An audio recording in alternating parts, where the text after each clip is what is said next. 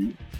I don't even have an issue with Stephen Smith and Jason Whitlock consistently siding with management. Hey, that's your get down, brothers or fellas. I'm cool with that. I don't have a problem with you doing that because that's how you. If that's truly how you feel that way, homeboy. Feel that way. Get down like that. I don't have a problem with that. What I do have a problem is when you villainize the bros and make it look like every brother with an issue is making an excuse instead of being an honorable human being.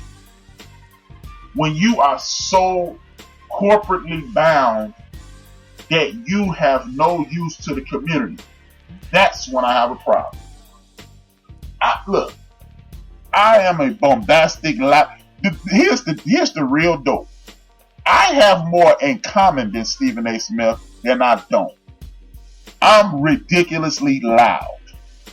I'm ridiculously opinionated. I stand on what I believe and can't nobody budge me. So in regards to hating Stephen A. Smith as a person, no, I don't. Like I say, we got more in common than we have not in common. Again, what I have a problem with people like Jason Whitlock and Stephen A. Smith is, if it came to somebody from another culture, they always have the benefit of the doubt, or they always show you how the ice on that side of the fence is cold. But if a bruh do the same thing, it is the most egregious offense in the history of the world. Case in point. The young brother, Josh Gordon, I hope I'm not saying his first name wrong. Gordon, the wide receiver who used to be in Cleveland, got suspended several times for the usage of drugs. They kept saying marijuana, but it leads me to believe he was addicted to a substance much stronger than marijuana. Him and Wes Welker were suspended on the exact same day. Smith and Whitlock called him the biggest dummies in the history of the world. They drug him up and down the street. Wes Welker was suspended that same day for Molly, and Stephen A. Smith, and I quote, said, well, I heard Molly is used to pick up the honeys. So how am I being mad at a brother trying to pick up the honeys? That's why, those kind of statements is why I have an issue with Stephen A. Smith. Anytime you can always see wrong in somebody who looks like you and never see wrong in other communities, that's when I have a problem. That's why I'm always have a problem with you. Again, you agreeing with me the way my ego is constructed? I don't ever need anybody on earth for the rest of my life to agree with me. And I'm going to stand strong on how I feel. Trust and believe that. I'm going to live on how I feel. But please don't tell me that you always carry the water for the man. You can never see that. And that's why people like Terrell said what he said. And that's why a lot of people held his feet to the fire. You got people like the good brother Michael Eric Dyson, who in my opinion is just trying to keep the peace, because I watched the clips with Michael Eric Dyson on there. And even he was letting Smith know, bruh, cool out, you tripping. And he's speaking matter of factly about things that he doesn't have the true facts on. So I can't speak for the other brothers that don't like Smith, but I'm a brother who really don't like him. I had an interaction with him once, and it didn't go well, nose to nose. So it's those kind of things that just annoy the hell out of me when we're dealing with the Smiths of the world and the Whitlocks of the world and the others. Because when you got people like Howard Bryant, who's a right down the middle kind of guy, Michael Wilbon, right down the middle kind of guy, and others, Dyson kind of leans towards our side, but he tries to be as fair as possible. When those are your friends and they're telling you, bruh, slow down, it's a problem. I'm not going to give Stephen A. Smith no more time on my show because I don't listen to his show, and I'm sure he's saying, well, you know what HRap said, so I'm not going to give him no more time on my show. But it's just time for the sucker shit to stop, y'all. It's just time for such shit to stop. That's all I'm saying. Now, but back to the Myles Garrett situation. I'm going to sum it up in a nutshell. And a lot of people don't like when I talk race, and I don't give a damn because it's my show and I'm going to bring up race. Myles Garrett was under the impression, in my personal opinion, that his academic acumen was going to pose for a shield for his skin color. And that's just not the case. You know, he was lovable, intelligent, intellectual Myles Garrett till he clucked homeboy upside the head. I challenge anybody at HRap _B if you want to challenge me after the show. But I challenge anybody to look at that film and tell me when homeboy number 66 grabbed Myles Garrett, his shoulders don't relax and he don't get excited again when Rudolph is climbing over that brother to get at him. But I don't know if the racial slur was said. I'm gonna take his word at it because he don't have any room to he don't no reason to lie.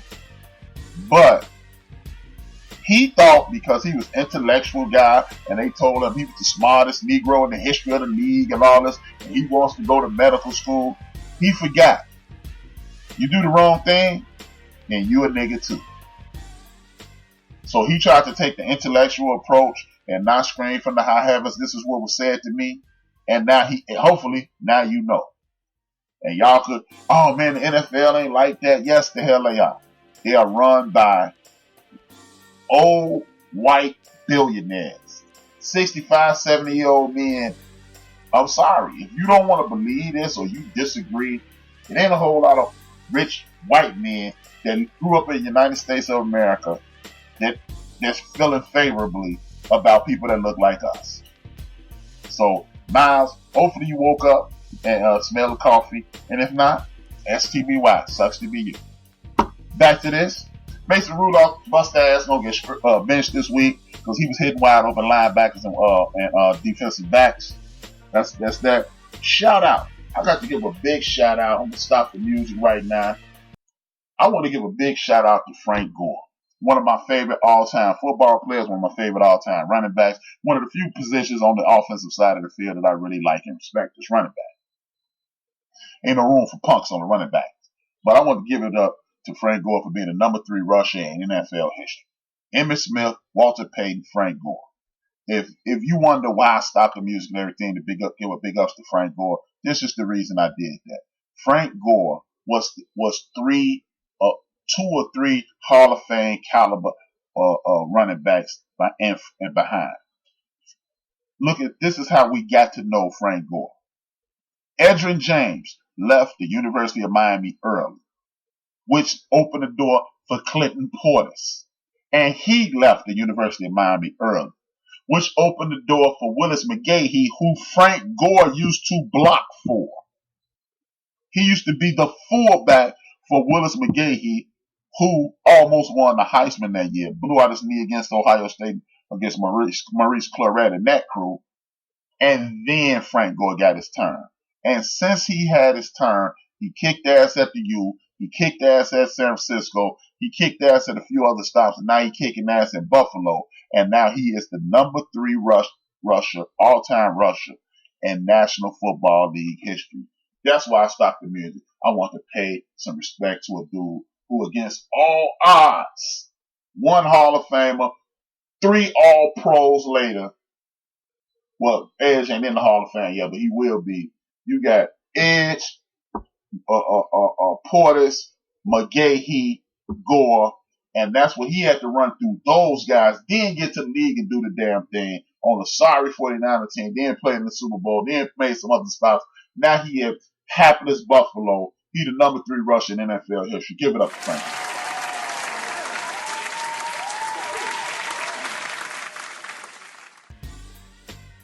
I had to give it up to Frank, man, because that's one hell of when only person you behind is only people you behind is Walter Payton and Emmitt Smith, and a lot of y'all don't respect Emmitt Smith because he had that big line and blah blah blah blah blah blah blah blah.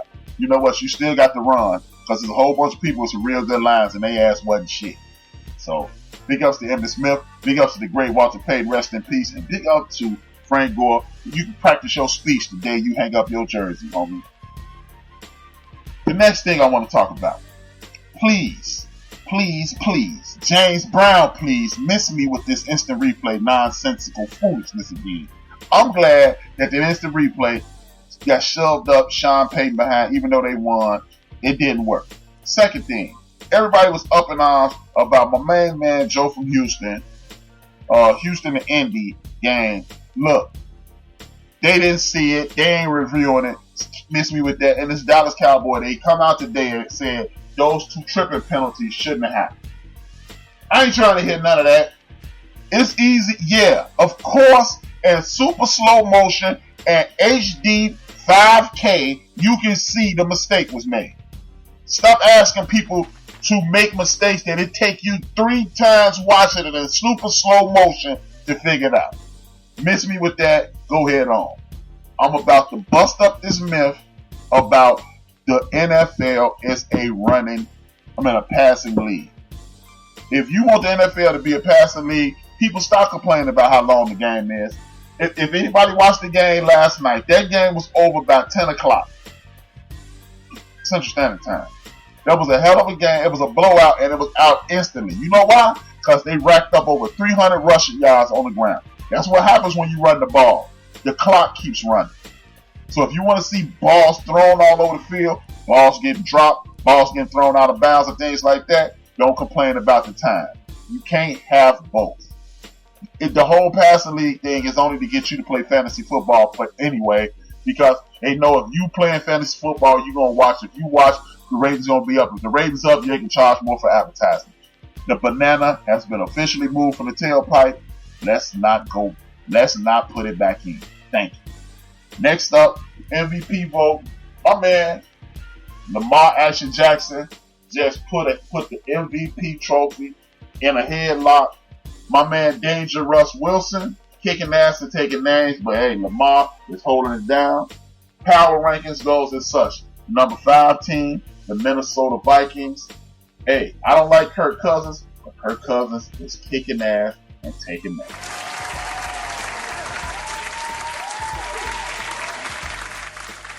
Even though they couldn't guard me, they couldn't stop me from scoring. Next up is the Kansas City Chiefs. Hey, I'm a Raider fan. I get it.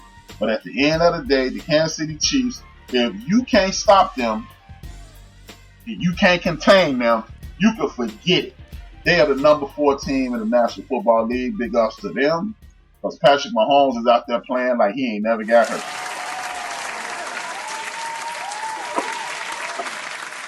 Big ups to John Lynch for being a former player and putting together a team that ain't playing no games. Y'all seen them fold up Aaron Rodgers and the Green Bay Packers. They kicking ass, taking names. San Francisco 49ers. Jimmy G, if you get your act together, even though you from Chicago, you need to get your act together. Chicago land. Get your act together. The 49ers might be unstoppable. Big up to the 49ers. Danger Russ Wilson with 3rd generation NFL player Eric Metcalf, Terry Metcalf's grandson, Eric Metcalf's nephew. I don't even know his name personally. I know it's Metcalf. That's all I know. And Gordon with Danger Russ Wilson.